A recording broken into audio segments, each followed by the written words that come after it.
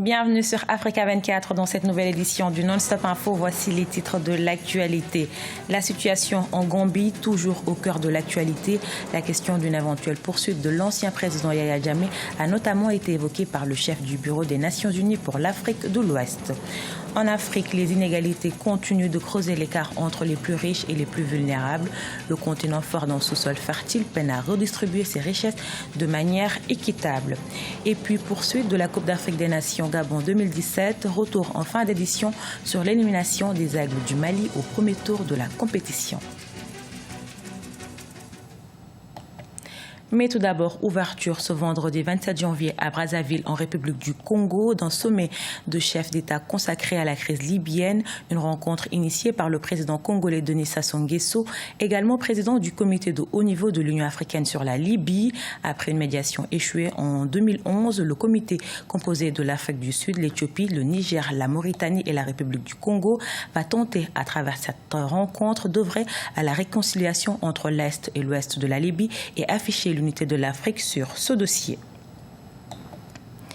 Les nouvelles autorités gambiennes sont libres de poursuivre l'ancien président Yahya Jammeh, selon Mohamed Ibn Chambas. Le chef du Bureau des Nations Unies pour l'Afrique de l'Ouest et le Sahel estime que le succès de la diplomatie préventive doit être consolidé par une transition pacifique et ordonnée. La nouvelle administration devra notamment privilégier la réconciliation nationale. Précision de Franck Nodofina. La restauration de la démocratie, de la paix et de la sécurité en Gambie représente une priorité et les acteurs politiques de tous bords devraient davantage s'impliquer. C'est l'essentiel du message délivré ce jeudi par Mohamed Ibn Chambas lors d'un point de presse à Dakar. Le représentant spécial du secrétaire général et chef du Bureau des Nations Unies pour l'Afrique de l'Ouest et le Sahel a aussi tenu à clarifier les nombreuses déclarations qui ont suivi le départ de l'ex-président Yahya Jammeh de la Gambie et qui font état d'un accord. Pour le diplomate ghanéen, aucun accord n'a été signé et les nouvelles autorités gambiennes sont libres de faire la lumière sur les 22 ans de pouvoir de Yahya Jammeh. C'était une déclaration conjointe. Ce n'était pas un accord. N'était pas un accord signé entre M. Jammeh et les trois organisations, mais c'était juste un accord, une déclaration politique pour faciliter une solution pacifique de cette crise et fait partie de l'ancien président Jammeh de la Gambie. L'ex-président gambien Yahya Jammeh bénéficie de l'asile politique en Guinée équatoriale. Une information officiellement confirmée mardi par le porte-parole du gouvernement équato-guinéen, Eugenio Nzéobiang. La CEDEAO, l'Union africaine, l'ONU et de nombreuses organisations internationales ont d'ores et déjà annoncé leur soutien au nouveau président Adama Barrow. Le principal défi pour ce dernier sera de faire la lumière sur les torts qui ont été causés à des dizaines de milliers de Gambiens obligés de se déplacer pendant la crise post-électorale. Et pour y arriver, l'ancien président Yahya Jammeh pourrait être appelé à s'expliquer, selon Mohamed Ibn Chambas. Aucune clause qui dit que l'ancien président est couvert par une entente politique ou bien judiciaire, légale, pour l'impunité. C'est pas possible.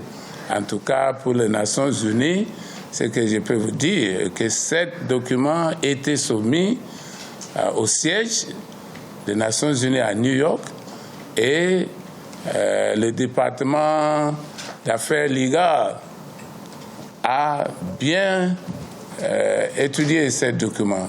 Vainqueur de l'élection présidentielle du 1er décembre face à Yahya Jammeh, qui avait initialement reconnu sa défaite avant de se raviser le 9 décembre, Adama Barrow a prêté serment le 19 janvier à l'ambassade de Gambie à Dakar. Le nouveau président a déjà annoncé la mise en place d'une commission vérité, justice et réconciliation. L'évolution sur le continent ne s'est pas traduite par le développement économique et social nécessaire pour réduire les taux de pauvreté. Les inégalités se creusent et bien que la répartition équitable des richesses soit en cours, il reste encore beaucoup à faire pour un développement inclusif. Un sujet de la rédaction. L'Afrique apparaît comme le continent dont le potentiel de croissance et de transformation est indéniable. L'Union africaine insiste sur la nécessité pour l'Afrique de se doter d'institutions fortes et de politiques adaptées face à la croissance économique qu'a enregistré le continent au long de la dernière décennie. Des mutations sont nécessaires pour que cette croissance se traduise enfin par une véritable amélioration des conditions de vie des populations. Si on prend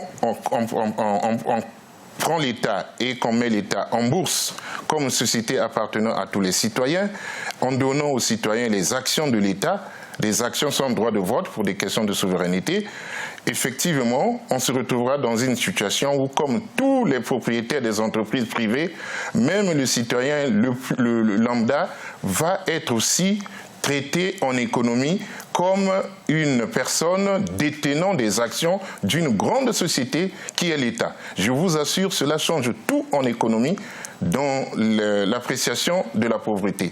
L'Afrique tente de prendre des mesures concrètes pour freiner ces inégalités en passant par le biais de réformes économiques efficientes. Selon les Nations Unies, le redressement de la croissance africaine devrait se matérialiser par une augmentation du PIB de 3,2% en 2017 et de 3,8% en 2018. L'Afrique centrale, engluée dans la baisse de ses recettes pétrolières, devrait malgré tout enregistrer une hausse de son PIB à 3,4% en 2017. Dans ce contexte, la hausse des prix du pétrole favoriserait les recettes d'exportation et la croissance, en particulier au Congo, au Gabon et en Guinée équatoriale.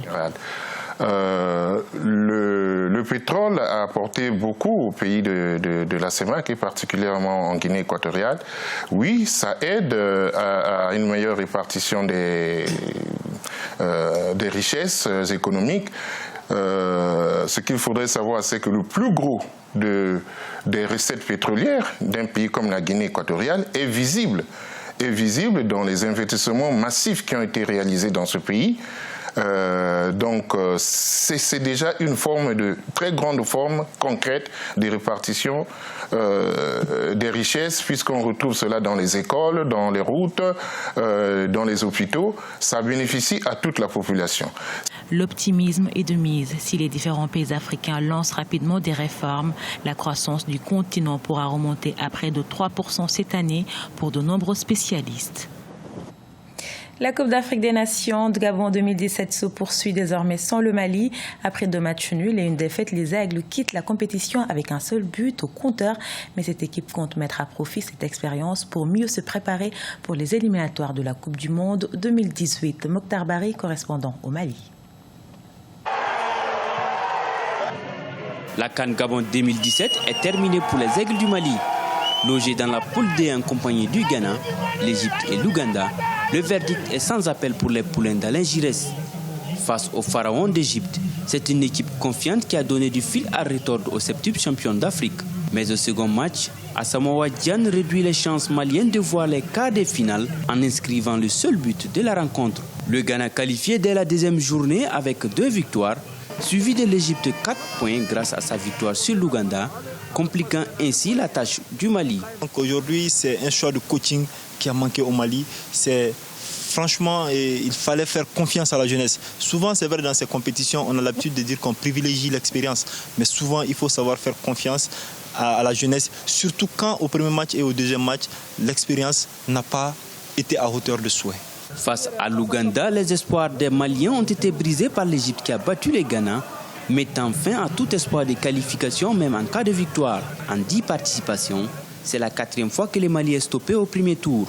Aujourd'hui, la conséquence, c'est d'abord qu'on peut se féliciter d'abord parce qu'on a vu la potentialité des jeunes et on sait de quoi ils sont capables. C'est de tirer toutes les leçons de cela et de mettre ça à profit et de pouvoir préparer les échéances prochaines. Parce que déjà, on va rentrer d'abord dans les éliminatoires du mondial et il faut savoir entamer ces trucs-là et donc faire confiance aux jeunes. Et aujourd'hui, le coaching doit se revoir.